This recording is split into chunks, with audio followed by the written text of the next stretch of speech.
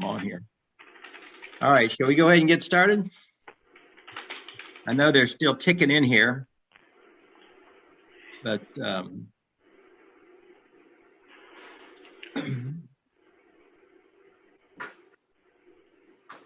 me see, I'm just watching it tick up, so.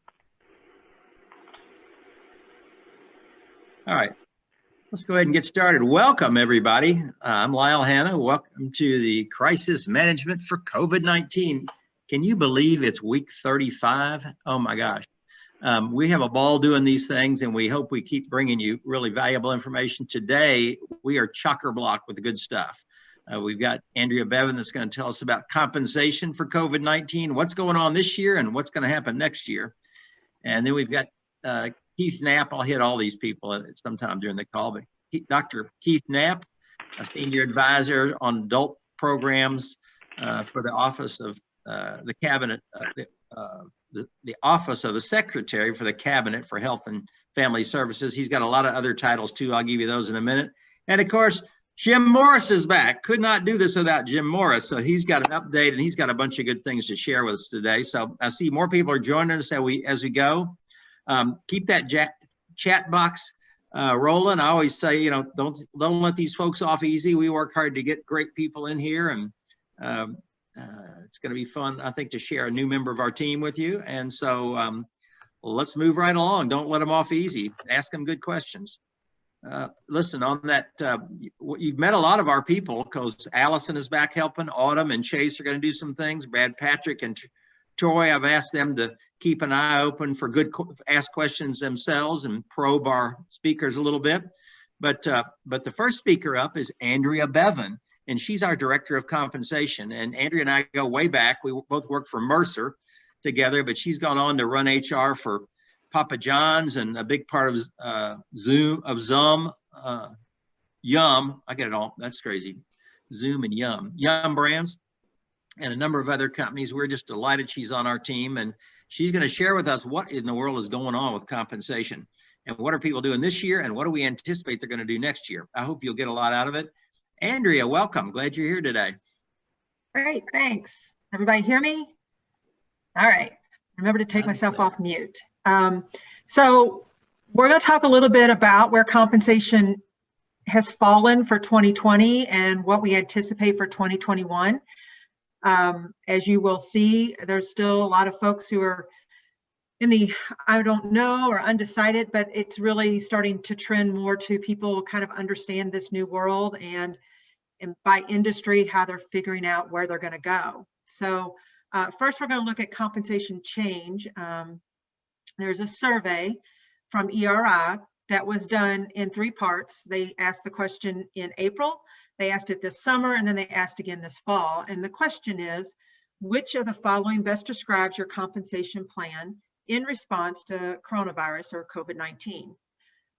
And you will see that in this summer, we had a really big uptick of undecided. People didn't know where they were going with compensation. But in the fall, we are looking at 43.5% of the organizations continuing as planned, which means they're continuing with their compensation program just as they had in the past. And we are also thankfully seeing bigger groups of people that aren't in that continuing as planned using slowing growth or freezing pay versus decreasing pay, which in the fall came in at 6.5% of that group, with about 5% undecided. So it looks like that instead of decreasing pay, people are either, the majority of folks are either increasing or continuing as planned, and then the rest of the folks are either slowing it down or freezing it, but not necessarily decreasing the pay. And obviously this is very different by industry. So if you want to look at the next category, obviously the virus has impacted different industries differently, and that also causes the compensation to vary by that group. So, one of the things that we're seeing is obviously hospitality, entertainment is not has been greatly impacted. And so they're looking more on the decreasing pay, as well as some other ones you would expect: aerospace and defense, obviously the airline industry, and you know, a couple other groups that you can see. One that we were a little surprised by, and we need to keep an eye on, is education. Has a high rate of freezing pay. And we just want to look at that and see how that's going to impact everything as we continue, because obviously education is sort of key to your future hiring, for, you know, if they don't have enough teachers, if we don't have enough educators, because the industry obviously has just been so impacted by the virus, that that would be a future thing that we'll need to consider from a workforce standpoint as we go forward. And so what are people anticipating? What did people actually do in 2020? And what are we anticipating merit increases to look like for 2021? So if you would remember back, way back to when this survey was done, this is the World at Work survey. And we're looking at Kentucky. There's also national on there. They run pretty true to one another. But the World at Work survey is sort of the gold standard for merit increases. And when it came out it was a little bit late this year, obviously, but came out kind of midsummer, late summer. It said that the 2020 actual increases were about 2.6%. That would have been closer to 3% when it was looking at the 2020 projected from the year before. So obviously with the virus, that did impact you know, various plans, and we ended up at 2.6%. But the 2021 projections are still looking at 2.8%, which is, you know, up from 2020, obviously down from the 3% we were used to seeing year over year, but still holding pretty steady at 2.8%. So I do have access to the World at Work survey, and it is broken into by industry and geographics and lots of other goodies. Again, the survey was done in the spring and early summer and released late summer. But if anyone has any specific questions, feel free to reach out to me, and we can get you some information off of that survey. So unemployment, obviously unemployment is down right now compared to where it was in the height of the pandemic.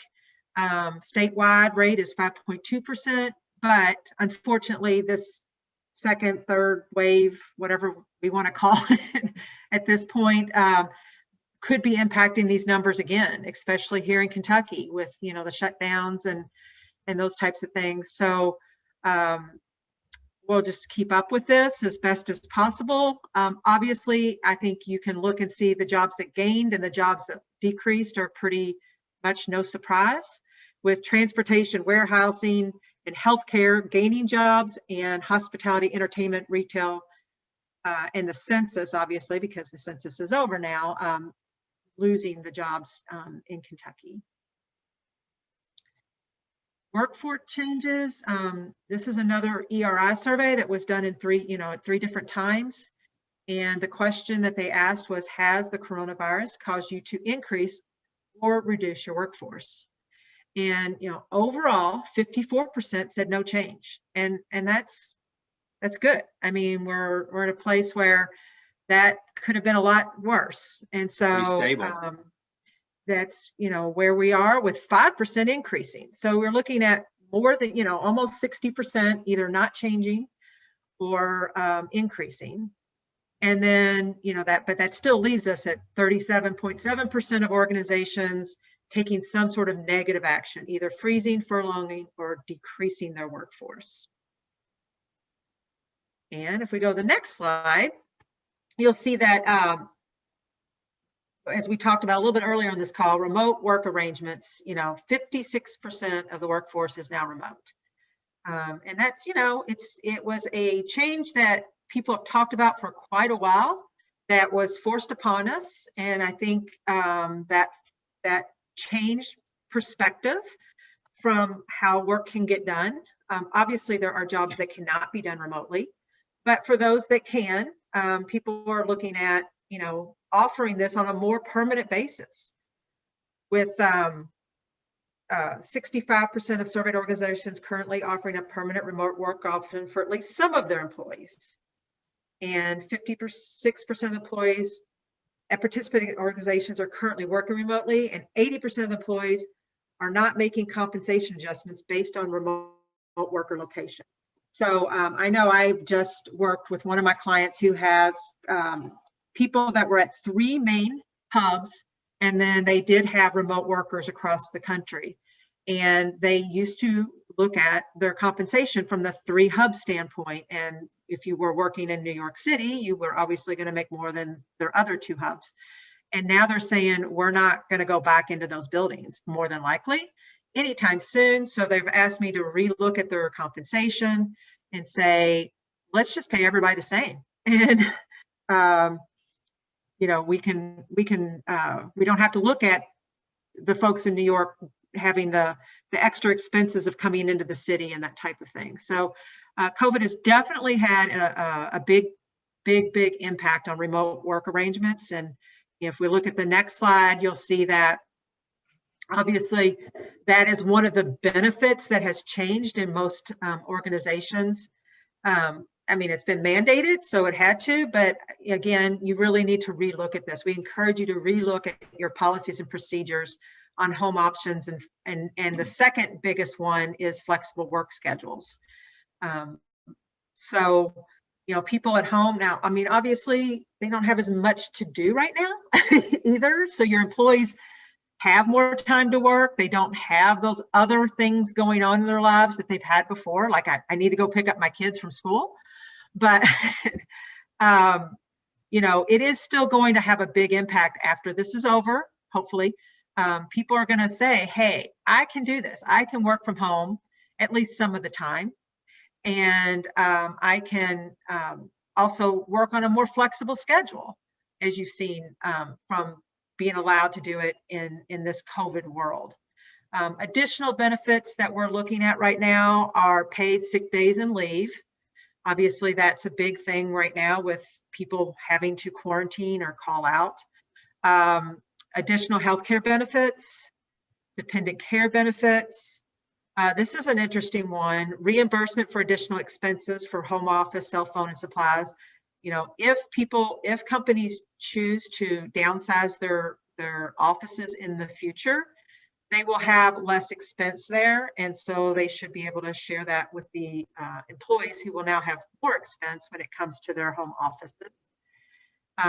So we do, again, encourage you to relook at your policies and procedures, look at your benefits, look at this new world, and see where you want to go and how you can best help your employees navigate the new world and also make it a win-win for your company.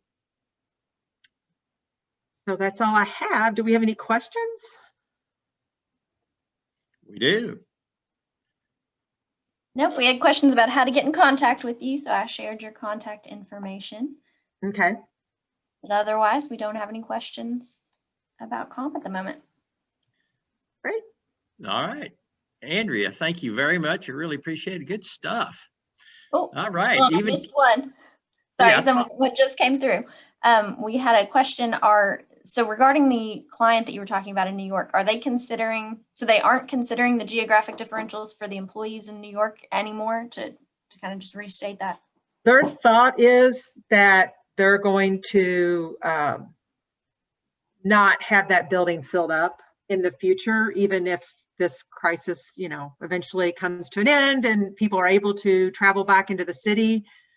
They've had so many people say that they prefer to work at home, and obviously in New York, rent is high, parking is high, all those different things that are, so they're saying we have people who've always worked remotely and it's working now. So they're saying if they were to go to this environment, which they believe they will, no, they will not be looking at it in the same way with geographic differentials. They'll be looking at spreading that across, it doesn't matter where you choose to live, where you want to live, and then we'll pay you appropriately for more of a United States average. That is going to be that's a sea change. That's huge. Yeah. Be interesting to see how that washes out over time. Right. Wow, exciting stuff, Andrea, and thank you, Allison. And I noticed that you got 2 thumbs up from our next speaker, Dr. Keith Knapp. Hey. And he is Keith, what a great career he's had. UK undergraduate, Xavier for a master's degree, got his PhD back at UK in gerontology. And he spent his career helping long-term care facilities. He actually was the CEO for many years of Christian Care Communities, the largest Christian-based retirement-related organization across the state. Super job at that. And then as he kind of stepped back, he was been teaching at UK, but they put him on a temporary, kind of emergency assignment to the Secretary of the Kentucky Cabinet for Health and Family Services to work with how we overcome, how do we fight this this coronavirus. So we thought it'd be fun to have him on here to share some of the latest things that are going on in Kentucky. Keith, so glad to have you here today. Take it away. Well, thank you for that, Lyle. Looking forward to sharing with your group what might be relevant for them, whether you are in the healthcare space or if you simply have employees who have been facing elder care issues.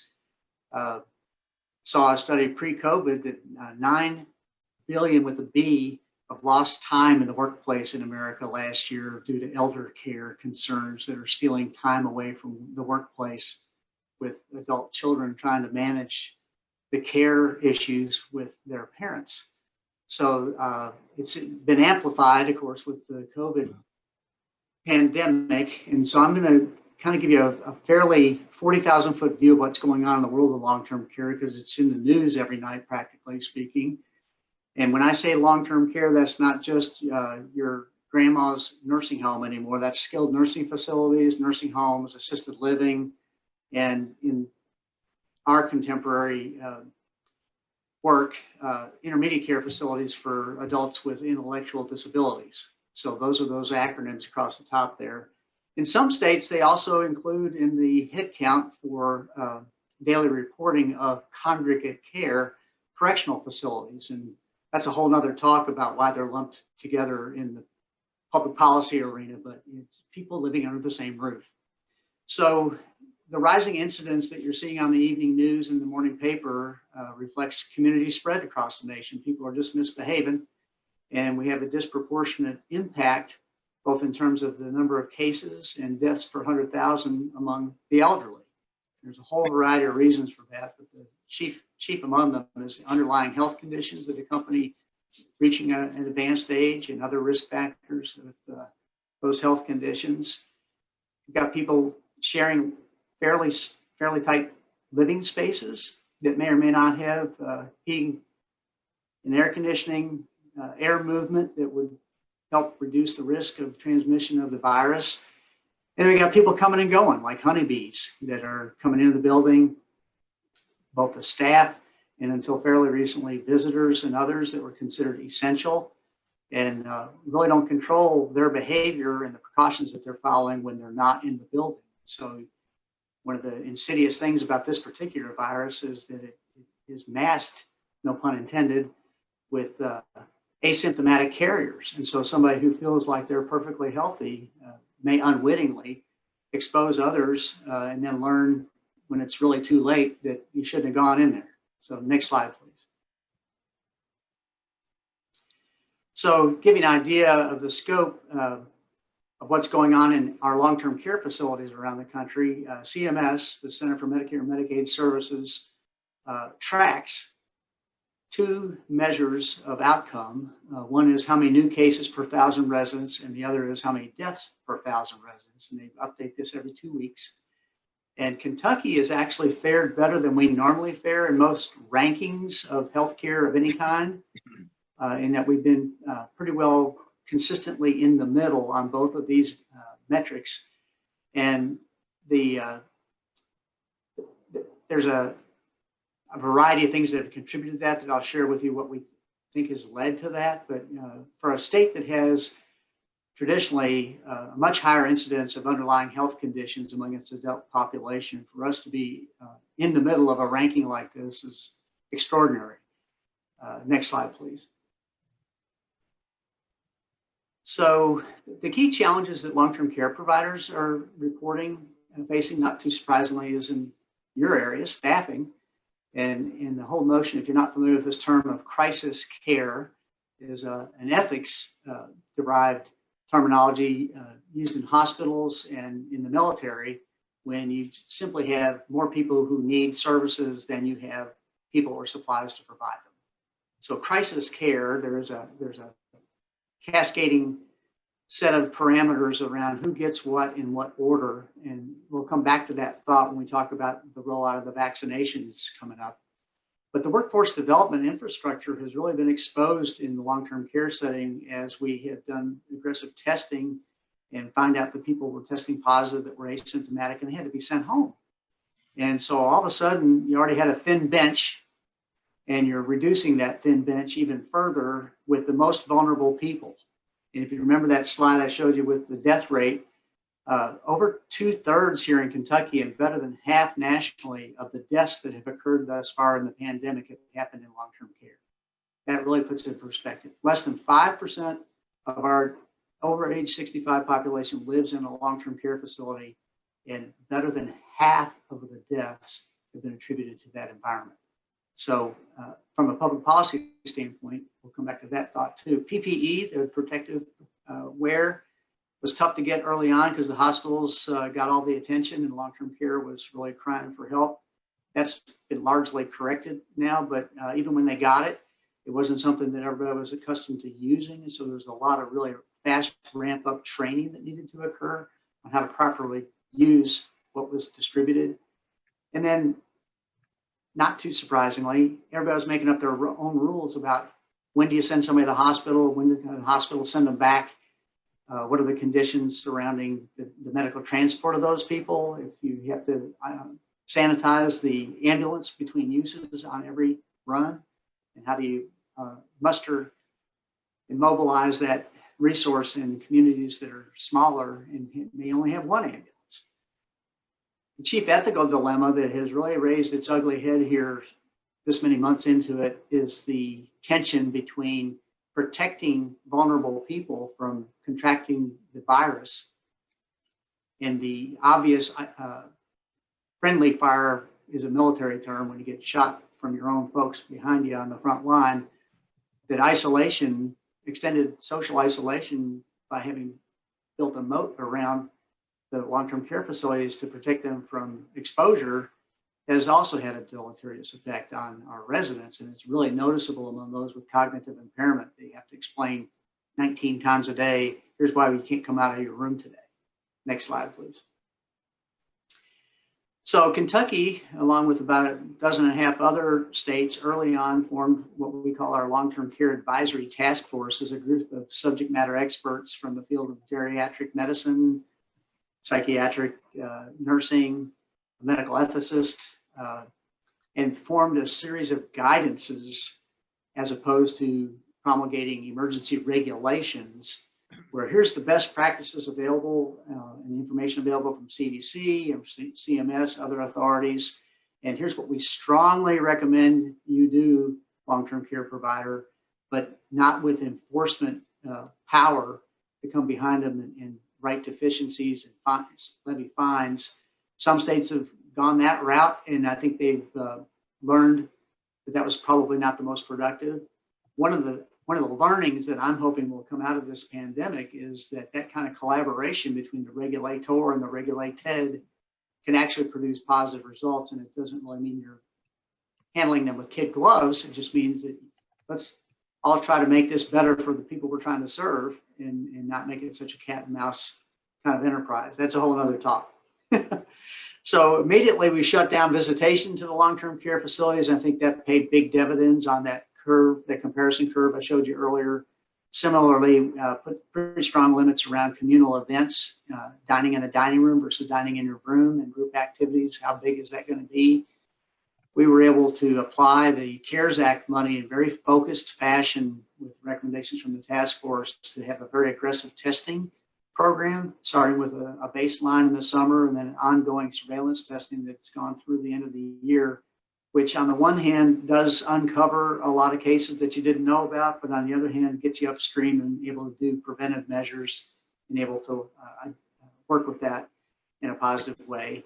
We established a call center with the state's largest health care provider network that gave expertise in infectious disease control and prevention to providers who, typically weren't really in this space and needed help.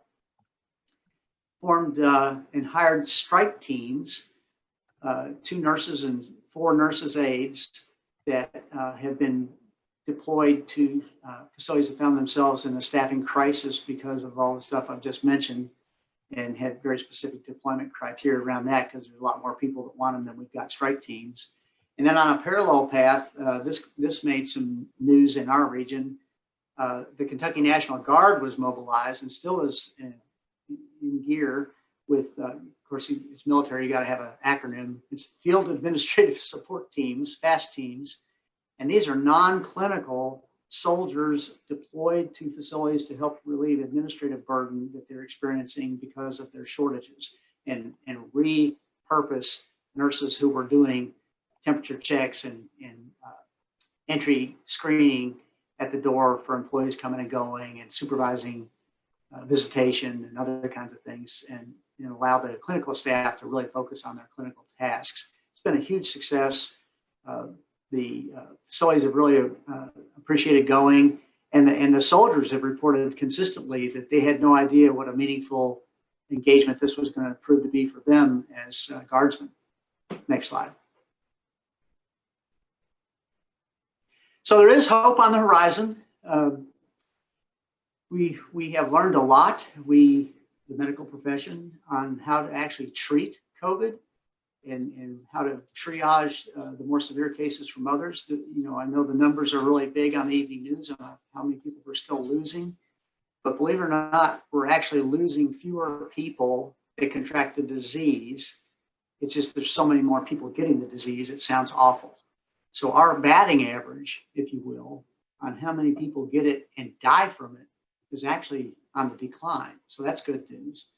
The PPE inventory and distribution has gone on when there was a little bit of a lull at the end of the summer on how much of it was needing to be distributed. So we got a little bit of a stockpile. It can't really be overly confident that it's going to be enough, but it's better than it was when we started this thing back in March in Kentucky.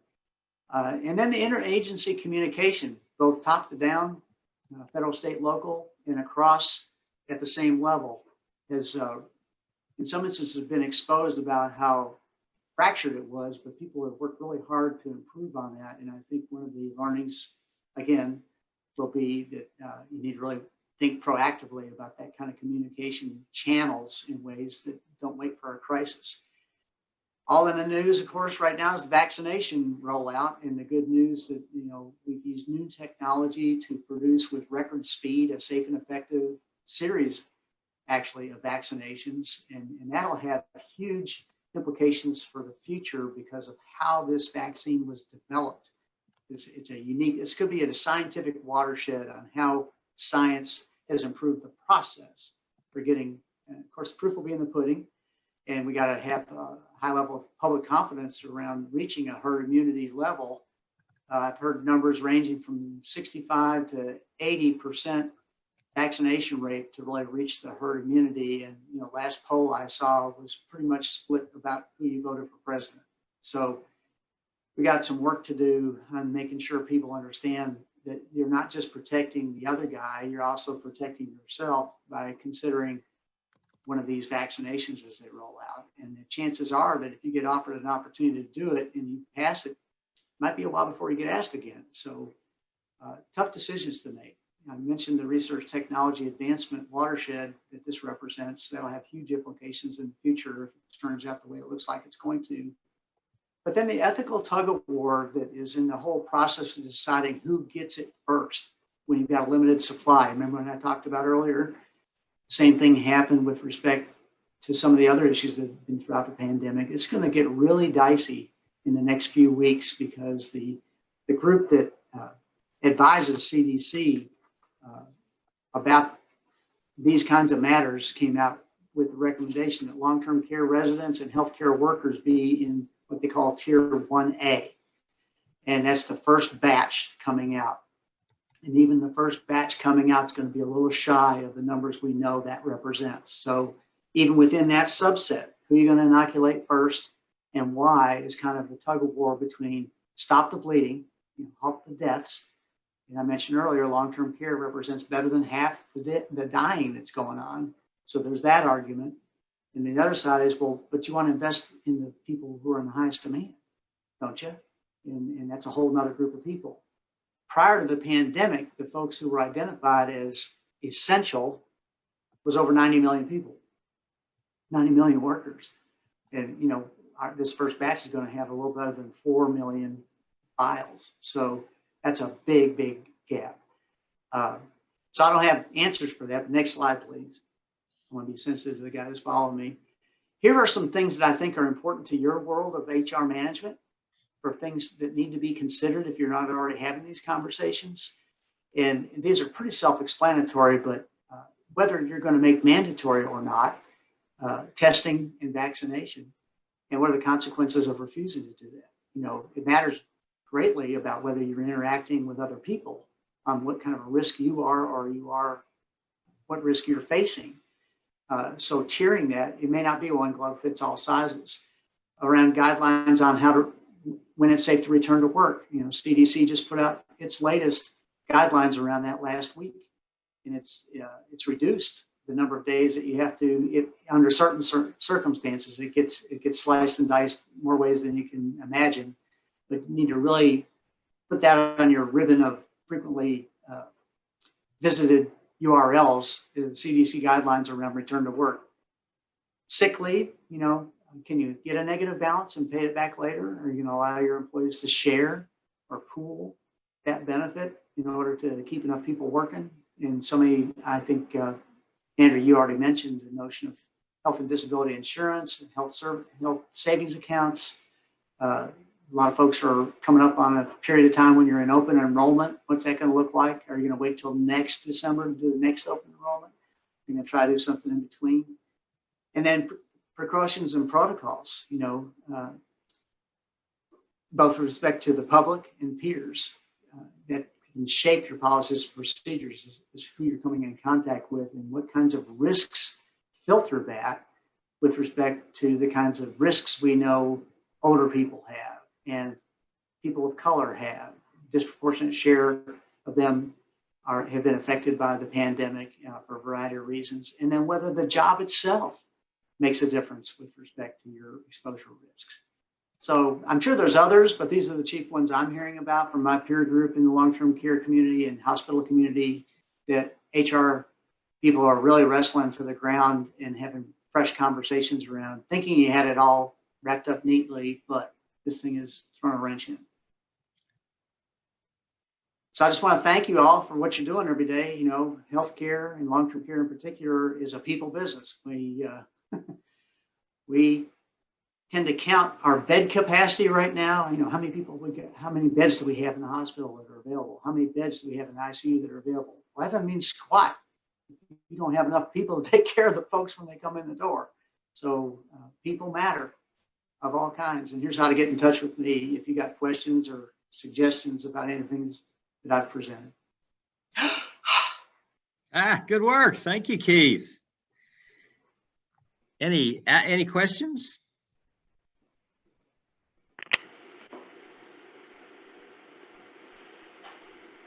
Nope, we did not have any questions come through.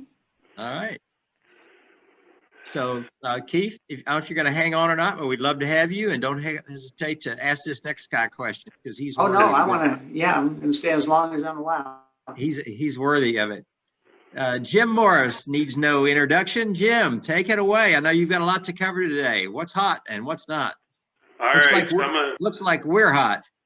Yeah, so I'm going to jump right into this so that we can get through everything and answer any questions at the end. So ironically, even though we look really hot, last week we had three counties only that were in the orange, no yellow, we were all red. So we're actually trending a little bit backwards, but don't get too excited, because if you look at this, it's really seriously, the green is less than one person per 100,000. I think the time of us having that until this pandemic is done are gone. The community spread is between 1 to 10 per 100,000. We only have one county doing that. Almost everybody's red. And the reds, if you look at them, are not anywhere near the bottom of the red scale. They'll probably have to adjust this, just like we talked about before. But because of the COVID spread in Kentucky, we've got several things going on. So what I wanted to talk to you about was this. So the upper left-hand corner, I saw that after I did this, I should have changed that, and I apologize, I did not. So don't look at the upper left-hand corner. This executive order, it does impact, but let me tell you how it's impacting.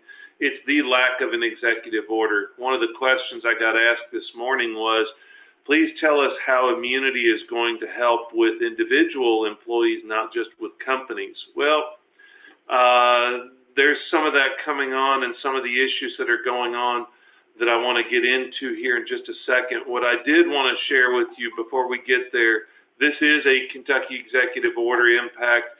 There's an issue right now with the Kentucky, with the application.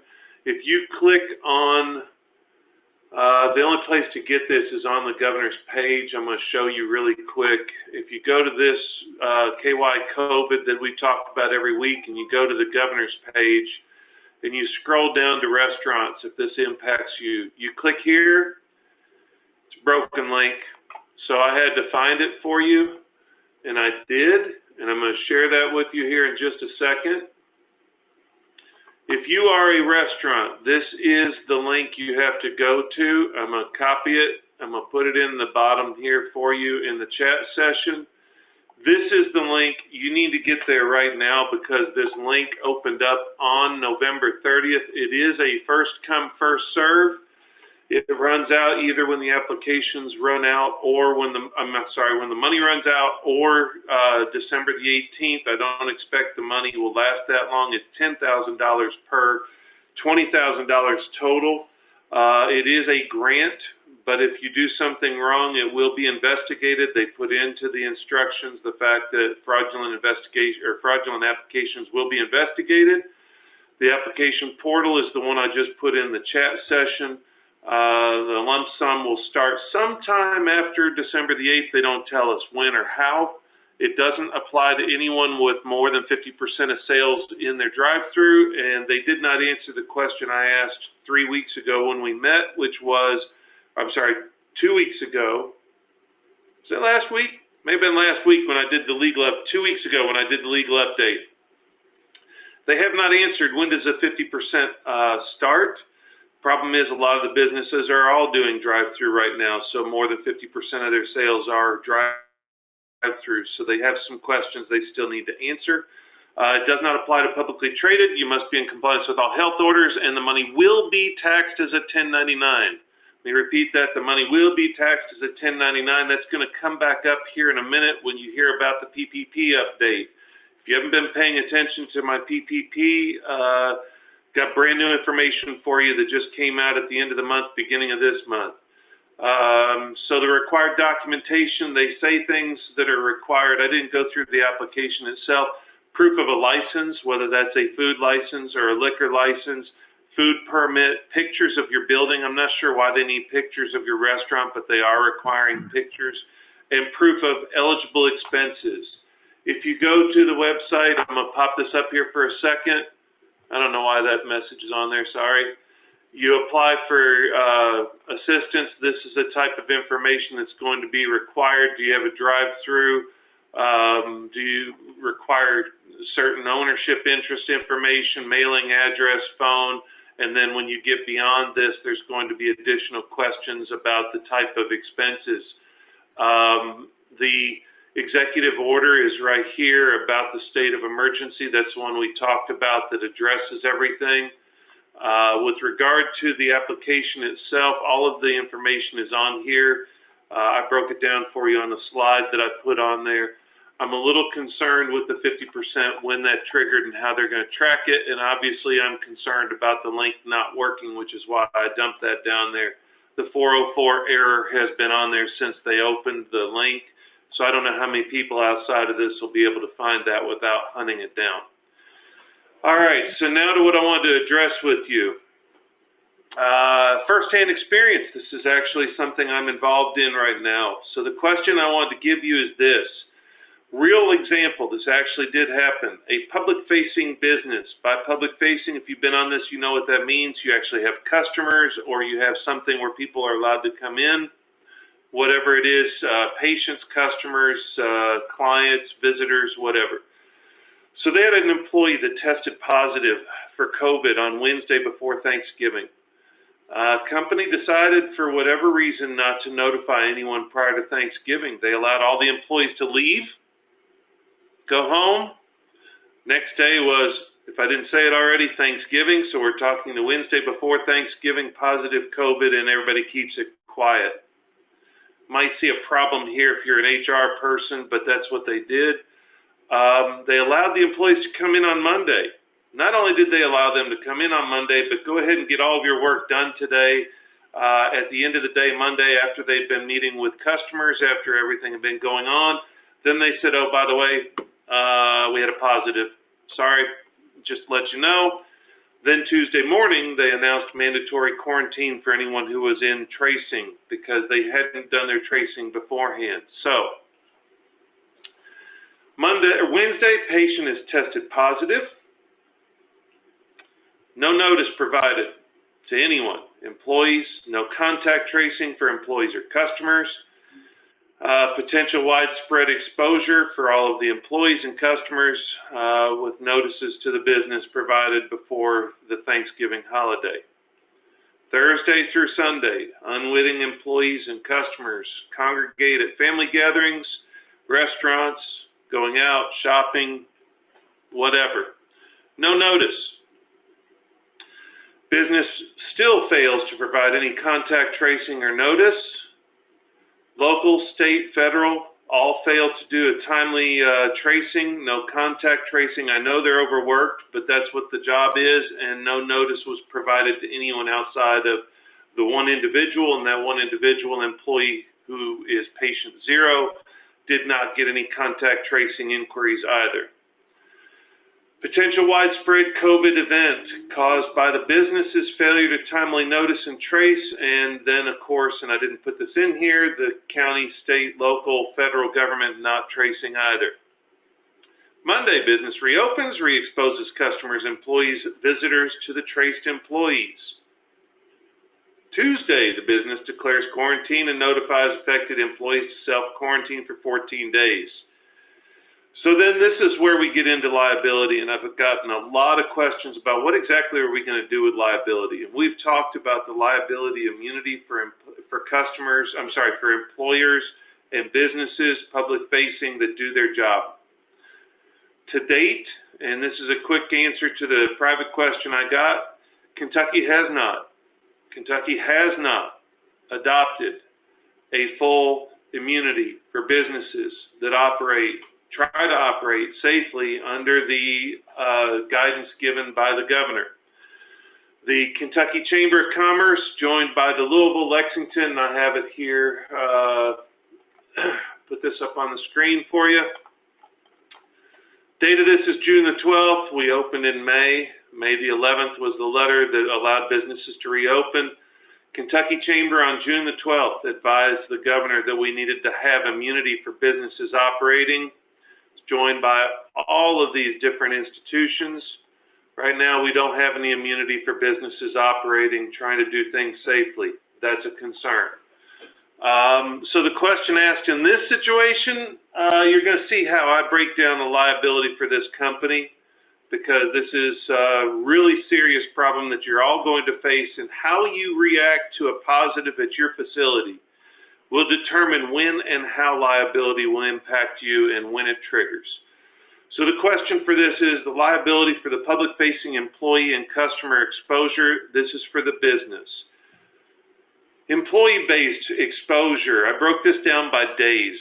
So the Wednesday exposure, workers' compensation for that individual, EFMLEA would apply, FFCRA if you have less than 500 employees. If you don't know what those alphabet soup means, you haven't been listening to me, go back and watch all of the taped webinars that we've had. But generally speaking, this employer is going to be protected based upon what happened with this individual on that day and any additional exposure. Why? Because they didn't have a reasonable anticipation of any issues happening, so they're not going to be held responsible. Thursday through Tuesday, different story. So there is a potential for workers' comp, not just for patient zero, but for any other employee who was exposed because that happened at work, or most reasonably would be traced to being something that occurred in the workplace because of patient zero and them using the same area. Whoops, I'm okay with those popping up together. Potential civil liability. So this is where we're going to get into lawsuits. There was an intentional decision by someone within this organization to withhold a known risk of exposure with no follow-up tracing. At that point in time, your workers' comp kind of shuts down because your workers' comp insurance doesn't apply for intentional acts of the employer. So you're going to have a problem here. Not only did you not follow up, not only did you engage in an intentional act of covering it up, but then there's a potential of punitive damages, pain and suffering, emotional stress, so on and so forth, because you allowed these employees on a Wednesday night before Thanksgiving to go to family gatherings, spread the virus, potentially causing injury, death, serious illness, etc. So that's a big issue. These are just the employees, customer-based. So you're going to have with the customers, Wednesday exposure, probably immune, non-liability. Why? Because there's a lack of ability to foresee. It's the day of the event. You have a patient zero. As long as you act promptly, you're going to be okay. Where you run into a problem with the customers, you are liable when you didn't do contact tracing. If you go to a facility now, most of them are requiring your phone number. I'll give you an example. I went to a distillery. I won't say which one. Happened to be driving through, and I was like, wow, let me see what kind of special bottles they have available. So I stopped in at their gift shop. They took my phone number and my email, and they texted me. They took my temperature, and that was for, they also got our name, by the way, that they then could send us little promotional things. But it was for the purpose of, and I could have declined any follow-up, purpose of contacting us if they had an exposure at their facility, that they had the names and address or names and contact for anyone in the facility. This entity didn't do that. They didn't follow up with any of the customers. They didn't trace, and they also, sorry about that, they also did not do anything with regard to notification. All customers then went home Thanksgiving and exposed anyone on Thanksgiving until it was finally addressed 5 days later. Serious issues. So then the area that I'm most concerned about is this one at the bottom. So you have a liability for exposing your customers. You have a liability for failing to adequately protect and take reasonable steps. But then, what is the lawsuit going to be? And I don't have the answers for this, but this is where we have no liability immunity, but this wouldn't apply to a company that didn't take reasonable steps. The red bold at the bottom down there is where I think that you're going to have the big issues in short-term litigation. You're going to have customers suing you because if they then expose their family and their family, friends, anyone else gets sick, you're going to end up getting sued. Not by your employees. You got workers' comp insurance if you did tracing, but if you allow employees to work when they were exposed to a known risk and you took no measures to protect it, you're going to get hit with a lawsuit. And this is going to be a big area you're going to hear about in the near future, because that's one we've not really covered. I've broken down all of the employee issues that we're going to have in the future and other things. This is one that you're going to see a lot of issues on. So, vaccines. We are on the verge of vaccines. A lot of questions from my customers or my clients right now that I'm serving as general counsel or retained on right now is this one. What impact does this have on us? What are we supposed to do as an employer, and how are we supposed to handle the employees? The biggest question I've gotten is, can we force employees to take the vaccine if and when it's available? All right. That's a very loaded question. It will depend on Congress. It'll depend on our governor. It'll depend on local government. So the reason why is President, and we've talked about this before, I don't care who he is, who she is, they cannot order nationwide things. So the mask mandate that's been talked about, constitutionally, our president cannot order certain things. The only person that can is the governor of each one of the states. If you've noticed, every state has a different law, different requirement from the governors. Some are shut down, some are not. You cannot force it. So this will be a state by state. If the state forces it, then the employers can. If the state doesn't, then we're into the discussion we've had in the past about CDC. During a worldwide pandemic, CDC takes control over the ADA, ADEA, and other protections that are afforded under our laws. So CDC takes priority. Why? Because we're in the middle of a worldwide pandemic that nobody ever thought would happen. Our laws are set up so CDC can say and dictate certain things that have to happen. So my answer to this question, can employers force employees to take a vaccine? The answer is a qualified yes. I believe that they can. However, and that's based upon CDC declaration of a pandemic. We've talked about that before. All employers will probably be able to require their employees to do that, but there's going to be some issues. Number one, serious religious objectors. Serious religious objectors. I'm not talking about people who just say that they believe that this is against their religious beliefs, but you will have certain religions with a very well-defined, in the past, anti-vaccination policies, anti-vaccination beliefs. You will not be able to force those people to take that. You also are going to have people who can't take this because of medical issues. So you need to build in some of the issues with regard to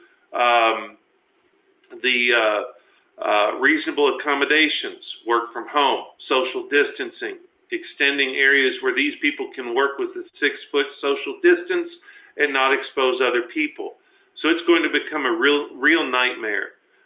You're also going to have additional litigation, substantial additional litigation with regard to your failure to have well-defined policies and procedures in place.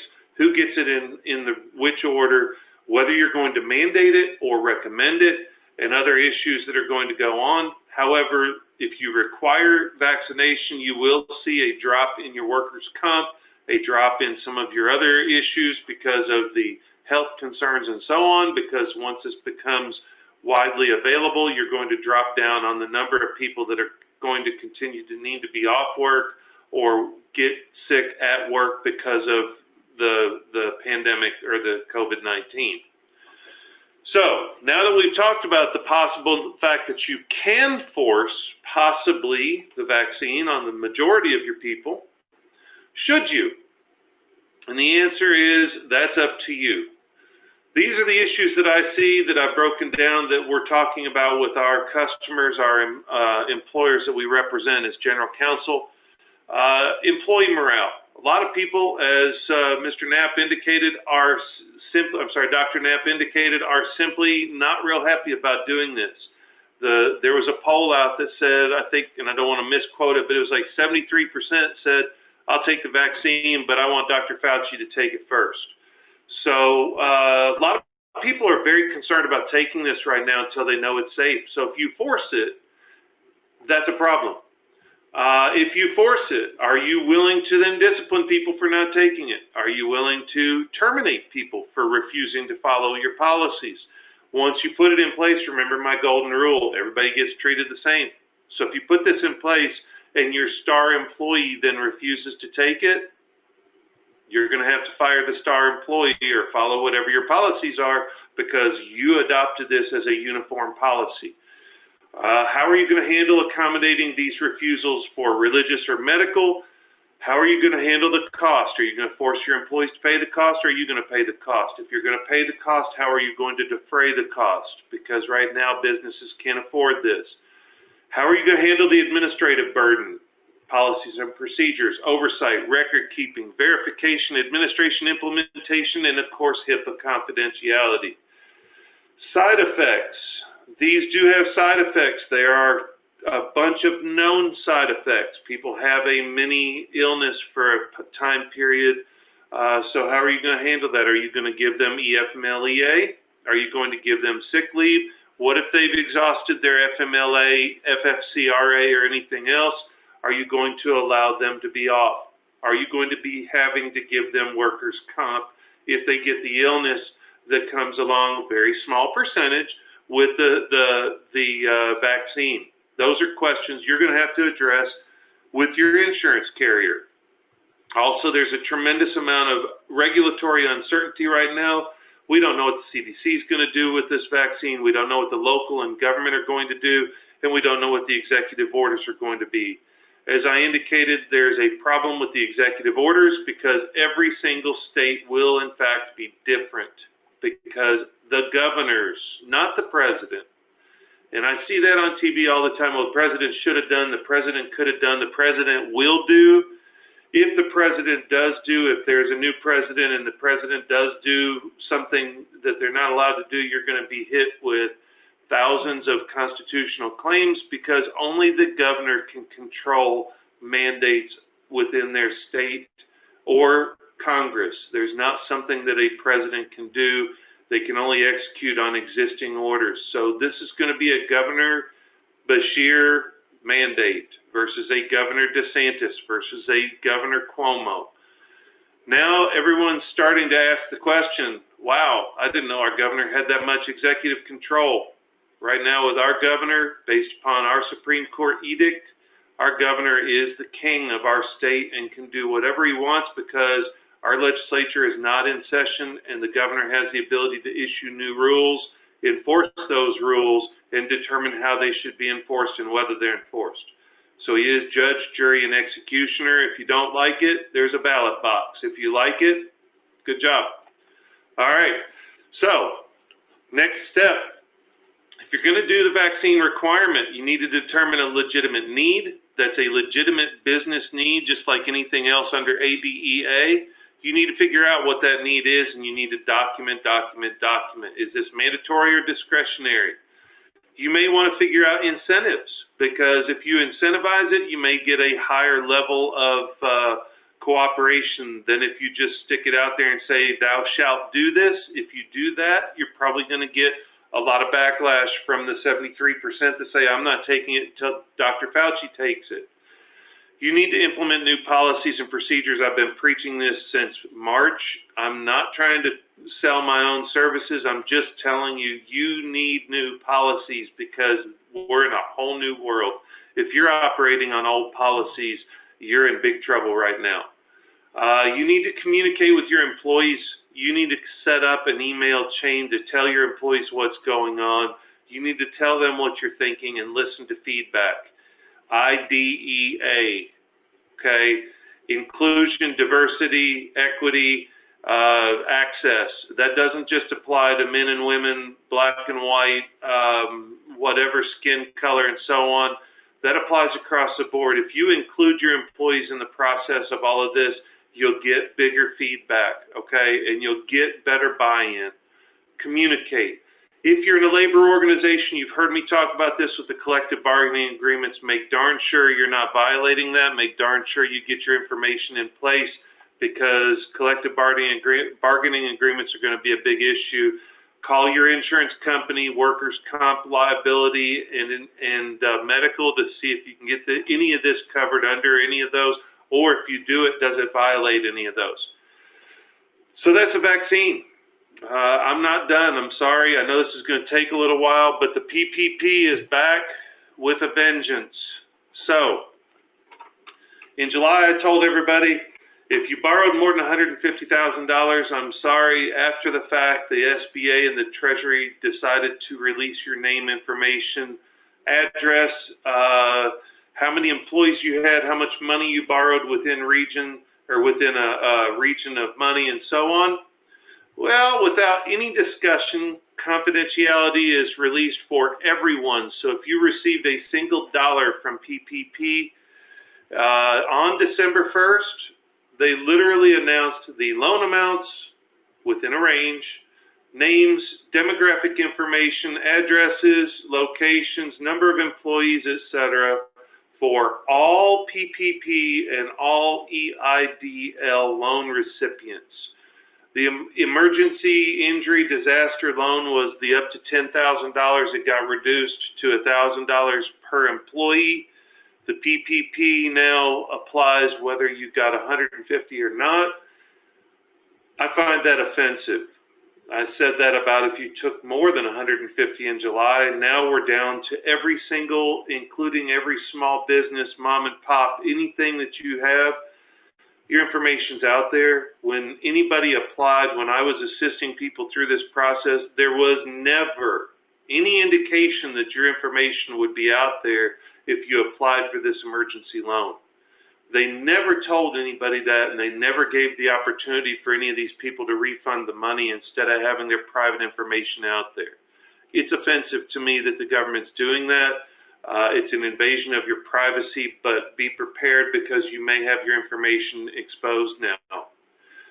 PPP review period. They've come out and said, hold on to your materials for 6 years. This last one, I'm sorry, the next page is the big one. IRS implication, they doubled down. I told you in May that they said that it's not income, but we're going to tax it. So it's not deductible for any covered expenses. So you basically are getting taxed on your expenses. So if you took $100,000, you're going to get taxed on a third of that. We thought they would change it. We thought Congress would step in. Congress, and by that, by the way, I mean House and Senate. So if I say Congress, I'm not picking on anybody. They all stink, in my opinion, right now. Nobody did anything. So they came down in late November, right after Thanksgiving, and they said any PPP covered expense incurred is non-deductible. Furthermore, regardless of when you actually get approved for your loan, by the way, at the end of September, not one PPP loan had been forgiven. Let me repeat that. I think that we dealt with 39 million loans. Not one loan had been forgiven at the end of September. So they came out and said, oh, by the way, even if you don't get forgiven in 2020, if it is reasonably expected, then you may not deduct those expenses on your 2020 tax return. They are taxable. So even though you can't open, even though you're shut down, even though your whole business is decimated, the IRS came out and said, we are in fact the Grinch, he does in fact live, and you can't deduct any of your expenses. Then they came out with a revenue procedure. This is a revenue rule, revenue procedure advising how and when to deduct covered expenses if they're ultimately denied. And then they said if they are denied, you're going to have to come back and give us express details on all of the monies that were expended and how you spent those monies. So now, this is a big one. I'm sorry we're late into this, but this is a really big update. If you accepted more than $20 million, that's about 30,000 loans of the 5.2, I'm sorry, I said earlier a different amount, 5.2 million PPP loans, of which none have been forgiven as of the last report. You have 30,000 of you that accepted the loan. There are now 2 different applications that you have to fill out, one for-profit, one for a nonprofit, with questionnaires. The questionnaires are indeed the beginning of their audit process. If you remember in April and May, I told you if you took more than $2 million, they're coming after everybody. They're going to do an audit. This is the first step. You have to gather supplemental information to be used by the SBA to evaluate the good faith certification that you made on the original application.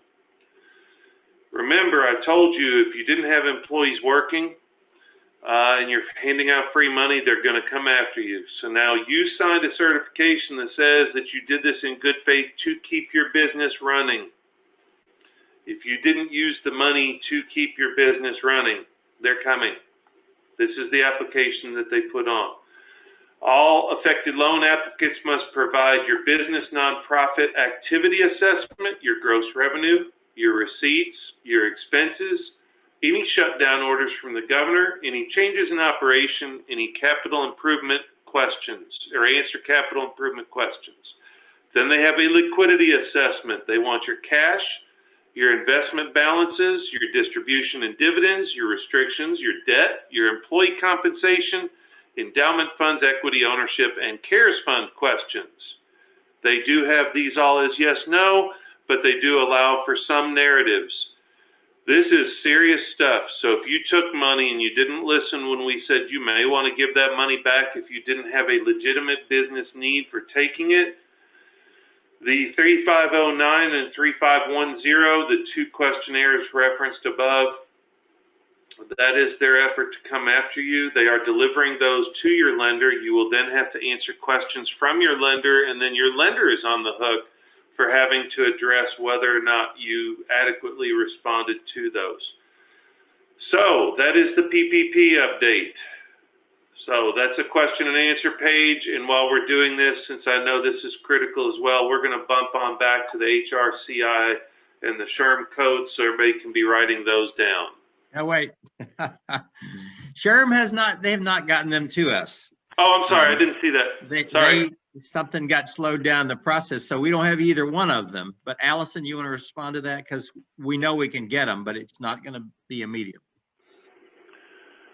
Yeah, so we'll follow up via email with either the codes or the instructions on how to self-submit, depending on what the guidance is that we get.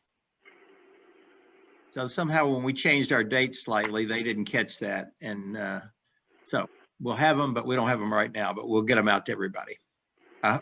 People ought to be racking up a lot of certification scores this year, not going to big conferences, but just doing things like this, you can rack up quite a few credits. But Jim, thank you very much. And how about questions?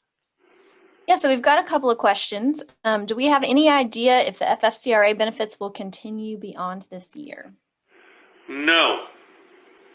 I did want to cover this. I'm sorry. There is a $908 billion. You probably heard that figure before because that was the Senate bill that the House said before the election there would be absolutely no way ever, no way in the world ever would they ever consider that bill. She came out over the weekend and said, well, things have changed now because we have a new president, so we will now consider the new bill. Yesterday, they adopted or indicated an intention to adopt that new bill. It does not contain any information about the FFCRA. I did put on your screen what is on this. So the PPP is supposed to have $288 billion more. I don't know how it's going to be divided. They have not told us. There will be augmented unemployment insurance at only $300 a week instead of $600 a week. It does also include the PUAC that I talked about before. SALT, state and local government, will have $160 billion. Then they have some education relief, airline, other provider. This is basically just the total amount. $908 billion. It is a short term. Apparently it has bipartisan support. It does not include anything about what they're going to do with the FFCRA. Does not include anything about what they're going to do about the education issues. It does not include anything about what they plan on doing to get businesses back in and how soon they think they can get the money out. It's kind of scatter plotted and they're not really helping us out with that information.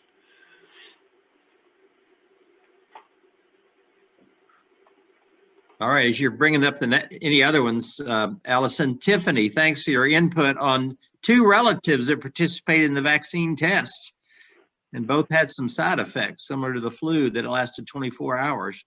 That's interesting to know. Keith, are you still with us? And is that unusual or is that pretty normal?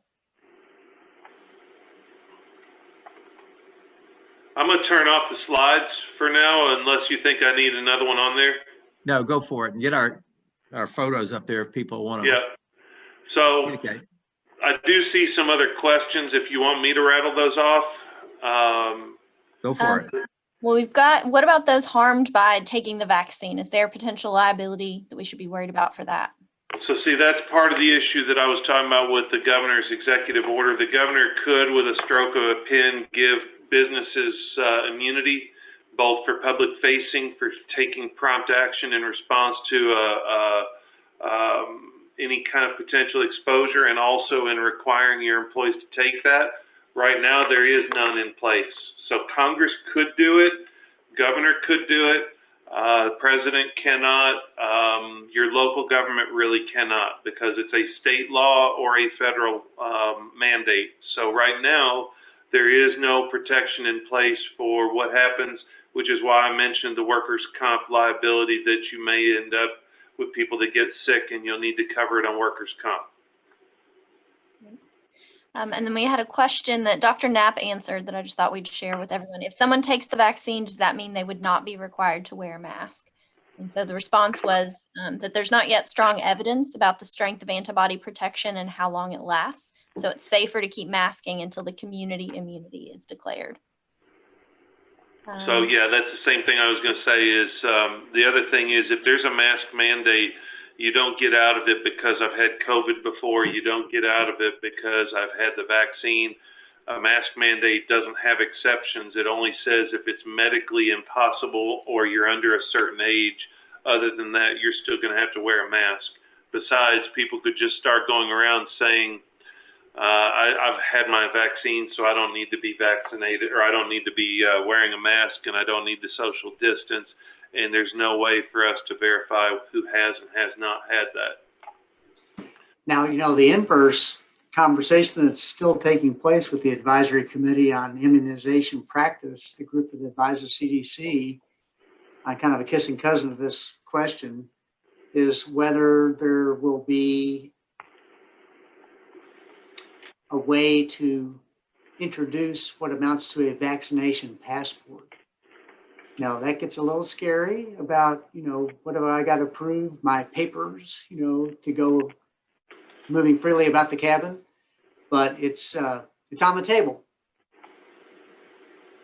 Cool. Right. Then we had a question about if an employee takes the vaccine and they become sick after taking it, will FFCRA apply? But I guess the big question there is if FFCRA will even be in effect when employees will have access to the vaccine. Yeah, I mean, the first thing is FFCRA has to be adopted by Congress, and right now there's no new. I mean, that's the same thing we're seeing out. Like, there's an example out in California right now where there's some shutdown and there's no relief for any of the employers. So how do you even address it? So that's kind of putting the cart before the horse. We have to know whether there's, I don't think it'll be called the FFCRA. It'll be whatever the next relief package is, if there is one. Right now, there is no relief package. No. All right. And then our last question, has there been any decision in the parochial school appeal to the Supreme Court? So the governor responded on Friday, the 4th, arguing that his executive order under Kentucky law has the ability to do exactly what he said. And we don't have any update yet because they're waiting on whether somebody will, how the Supreme Court will address things. But the governor did respond. Of course, if anybody doesn't know, Attorney General Cameron with the Danville Christian Academy filed a challenge saying that he couldn't do things, and they want the Supreme Court to uphold the district court. The district court on the Friday, I think it was Friday after Thanksgiving, said that he could not halt in-person classes, but then the Sixth Circuit came out and said, yeah, he can. Then they took it up to the Supreme Court, and so we're still waiting on the Supreme Court to address it. So.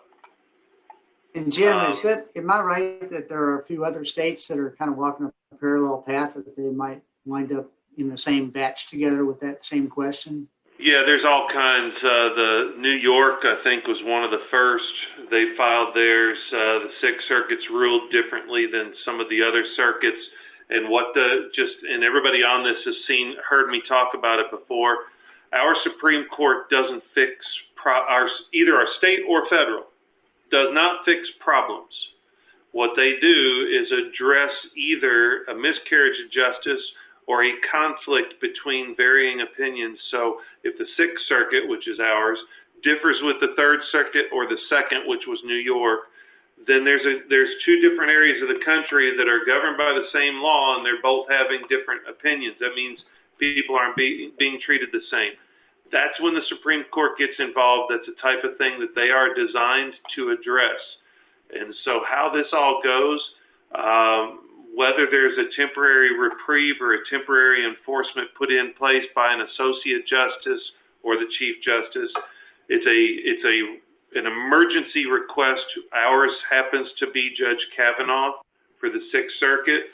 He's asked to put in an emergency to reinforce the district court, Judge Tatenhoven was his name, his ruling, because the Sixth Circuit flipped it. He's asked to set that aside. He has been asked, I'm sorry. Then there's another one for the Second Circuit.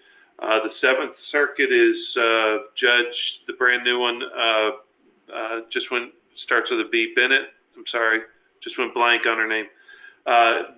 So she handles the Seventh, and there's a Chicago case that's up in front of her. So literally every justice right now is getting hit with these individual ones, and it's being expedited to the Supreme Court for them to address. They'll probably all be pulled together. All the attorney generals will have one spokesperson if they're in favor and one spokesperson if they're against, and then they'll fight it out, and the Supreme Court will address it. So, as Dr. Knapp has said, that the appeals court, not SCOTUS, the appeals court was the one that set aside the district court, but SCOTUS has been asked, and that's pending in front of, and that's the one that that Governor Beshear responded to on Friday, was to the Supreme Court writ that was filed by Kavanaugh by Daniel Cameron. I'm getting my C's mixed up. So it's pending now in front of the district court. It's pending in front of the Sixth Circuit Court of Appeals on an emergency writ that was granted, and it's pending in front of the Supreme Court on an emergency writ that has not yet been ruled upon. So it's all over the map. It's all over the country. It's every private school challenging every public institution.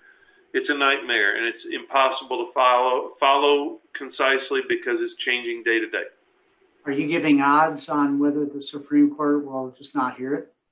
I think the Supreme Court will hear it because there's so many circuits, which are made up of 3 to 5 states.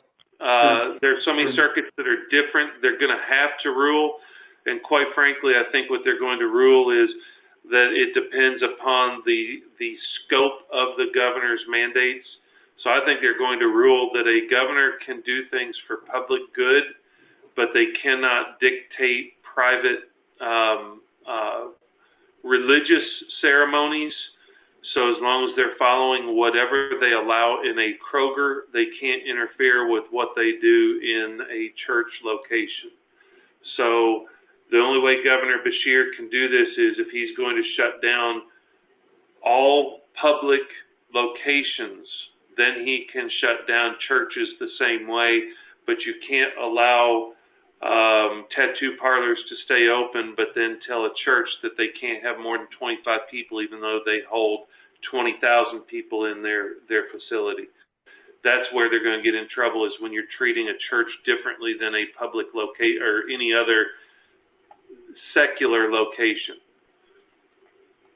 So that's what I've got. I think the Supreme Court's going to weigh in, and they're going to hold that some of these they're going to split the baby in half, and they're going to hold that some of these restrictions are overbearing, but not all of them. That's how I think it's going to go. All right. Any final questions or comments? Oh, there's something that just popped up. It looks like a thank you. We'll take it. Appreciate it. Listen, we've run a little long, but it was great information. Thank you so much, Jim, Keith, and Andrea, Allison and Chase, everybody, for pulling us off today. Allison, when are we back? 2 weeks. So. Although I want to say my understanding is that this new bill is going to be adopted today. If it gets adopted and it impacts businesses enough, we may be back next week. They are literally saying it's going to be approved by the House today. And if that happens, it could be a game changer on whether we need to meet and talk about it. Well, then let's stay tuned this week and see what we can do. Meanwhile, like Keith's doing, mask up, everybody. Let's wear some masks the next week and stay safe. We'll see you back maybe as early as next Monday. Thank you very much. Thumbs up. Yeah. Thanks, That wraps it up everybody. today. Everybody have a great day.